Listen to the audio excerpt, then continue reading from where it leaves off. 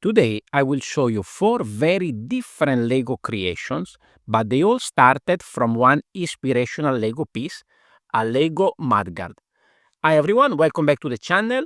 I'm here with some different kind of LEGO mudguards, and those are all good as a seed part for the first round of the Iron Forge. Like every year in January, I participate to the Iron Forge, and this year I'm going to show you what I built using mudguards in creative ways. The first build that I did started with this green mudguard, and while playing around with two of these pieces, I realized that it kind of looked like a cartoonish kind of big mouth. That is because this edge is a little bit curved, so allow for this kind of shape that is kind of funny. I have two of these in lime, so I decided to build a singing popsicles. I don't know exactly how that came to my mind, but it did. So this is what I did. I added some sort of hinge plate at the back so that I can angle this. This color is not correct, but later I will show you why. But we need to give a little bit of character to this build. So the first thing, of course, we need to give a pair of big eyes to this popsicle. I'm gonna get both the eyes to point kind of in the center. I'm gonna give a sort of head on top to make it a little bit more fun, a little bit more interesting. I think it needs a tongue, because it's the mouth so big and open, so we need to add a little tongue over there. I black out the side with some extra pieces at the back so that no light can go through. And then we need to add, of course, the stick at the bottom. And here we have our shouting popsicle. Then I decided, okay, this is not enough for a build. Maybe I need to build a companion. So I decided to build another one in the red. This one has the eyes looking towards the other one, and I'm using two blaster pieces here into some modified bricks and deadlight to give a little bit more of a concerned expression. To this, I'm gonna add a different style of mudguard that is gonna work very well as a mustache. Then also a little bit of detail at the bottom to create a mouth with a interesting expression to make it look even more concerned about what his companion here is doing. And then as well, just to keep it consistent with the other one, another sort of head at the top. Now, I need this to get on a stage because if they are singing, so I'm gonna put one over here and I need to create some sort of stand for the other one.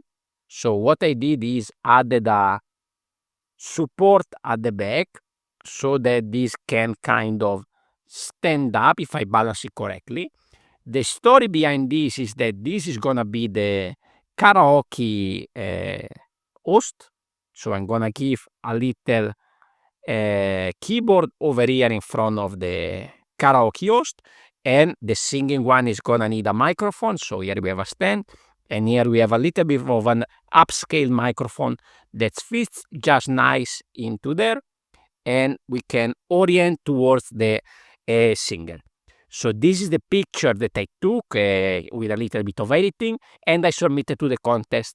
Now, as I mentioned before, you can see this one is missing a few parts here and there because I needed to use them for my second mock in this series. So here I have a sort of little castle build, and here you can see where all those line pieces went. Two more mudguards were added here at the base. So you can see I laid them sideways to create a little bit this indentation going up.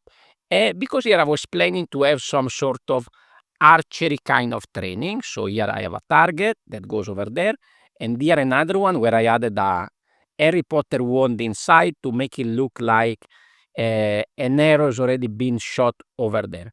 And these are sort of a kind of little protection in front of this target. You can see that I have another couple of mudguards over here at the back. So we have one and then another one. This is a similar style to the lime one, but slightly different because this doesn't have the curve, but it has a sharp edge. This one is gonna complete the tower here on the left.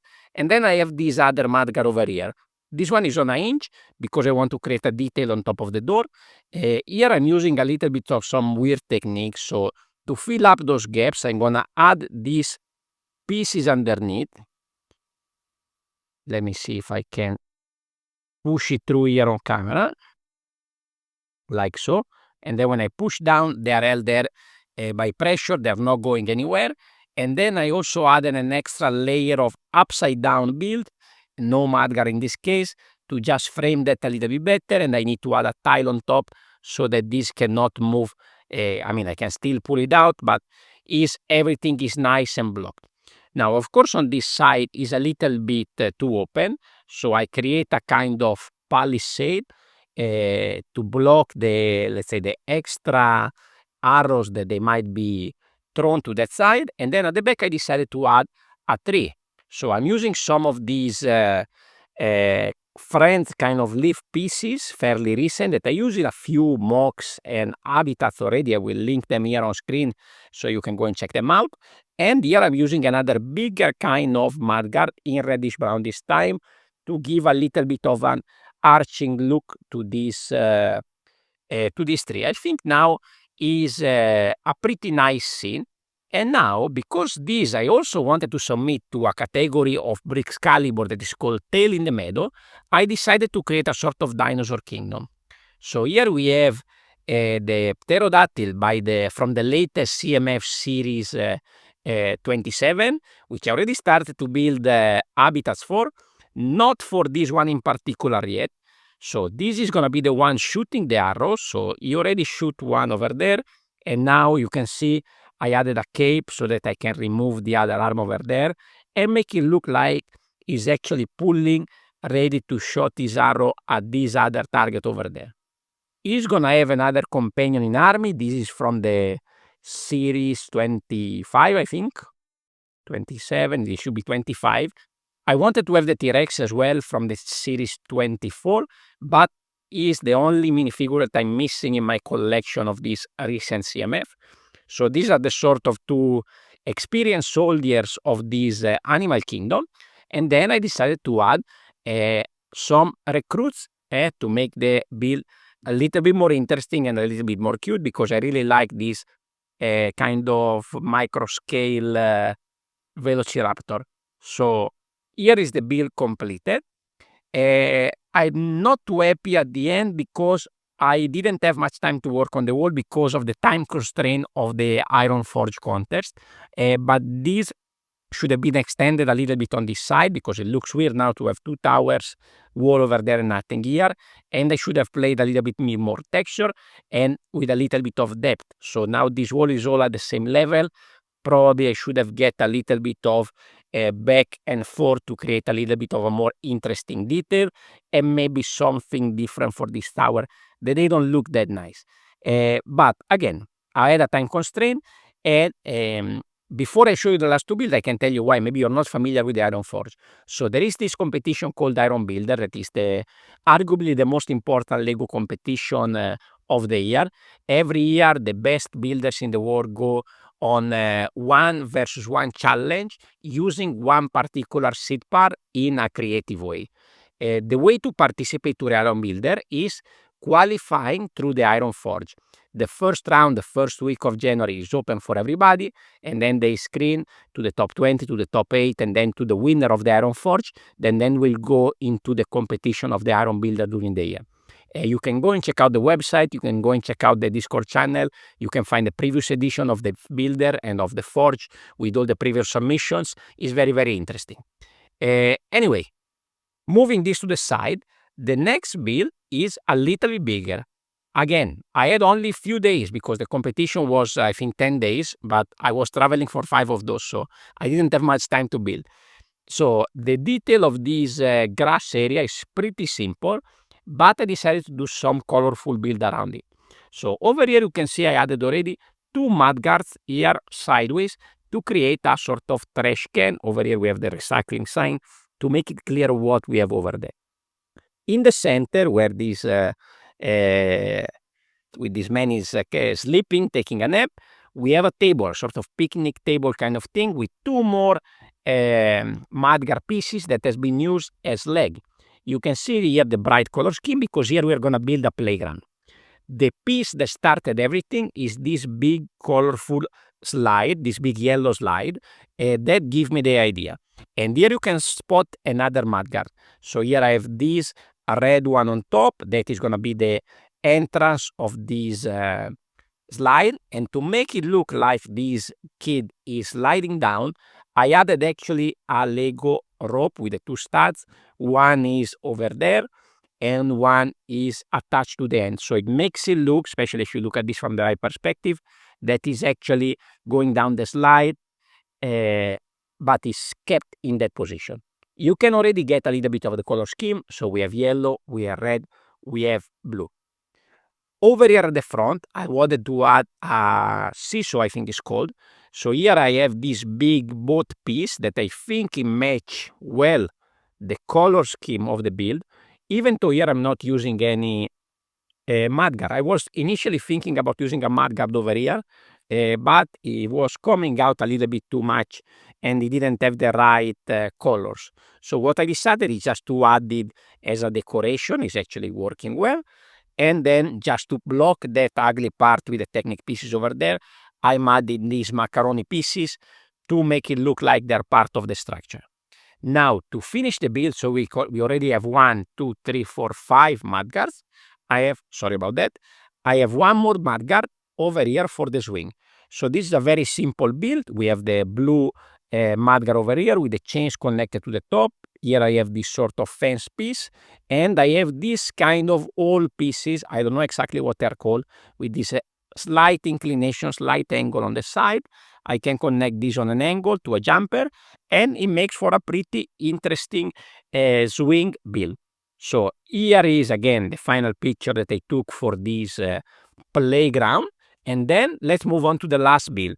This was the last day of the competition. The last day, actually, not the competition, last day I could have built. So I had to put together something fast. What I saw is that this piece could work well as a F1 car detail. You know those halo protector of the head of the driver that they have on the front. So I decided to build a Ferrari F1 using this mudguard piece, and I also have a few stickers from some speed champions that I could have reused. Now here I had to compromise a lot because I didn't have time at all to do this. So I built this car in 3 pieces that are not actually connected. Of course, I would never build this in a normal mock, but because of the time constraint, I had to do that. So here we have the driver, we do the Ferrari apparel, we have a logo over here, we have another Ferrari logo over there. So these slide together like this. I have a little bit of support at the bottom.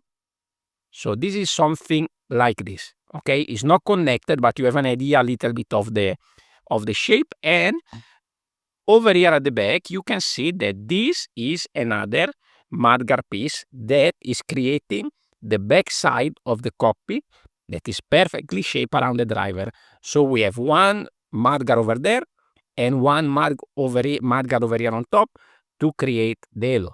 So this is gonna slide there, and now we have a kind of neat F1 car. Of course, it's not as good as the one that is coming out now, with the F1 collection, but it's pretty good. I'm also using a couple of own pieces there for a little bit of extra detail. That didn't look bad. Now, to take the picture of this, I had to make it interesting. So I had to take a low shot from the bottom. I built a simple structure here to make it look like the car is going around a turn, a curve in the track. A little Octane sponsor over there, because why not? All the way at the back, I added a lot of these tires, okay, as the protection at the back, and I also added in the background one sort of emergency stuff over there on the track. A little bit of editing of the picture, and this is the final result that you can see here on screen now. So these were my 4 builds that I make for the first round of the Iron Forge. If I will move on to the following stages, of course I will make more videos about all the builds that I make for the competition. I highly recommend you to go and check it out. It's really, really fun. And again, you can see that even with pieces that have nothing to do with this, okay, maybe here we have a car, so the mudguard might make sense, but totally different teams, totally different build, all of this starting from one single piece that has nothing to do with it. So we just need to be a little bit creative and think outside of the box. Also, this build in just a few days. So apply yourself and everybody can do this. Thank you very much for watching. By the way, I have the video here on screen now if you want to check it out. That for the one of the Iron Forge rounds that I participated last year, if you want to go and check it out. Thank you very much for watching. Please consider to leave a like, leave a comment, and subscribe. Check out the description below. There might be some affiliate link, my membership program. And I will see you next week for a new video. Ciao, ciao.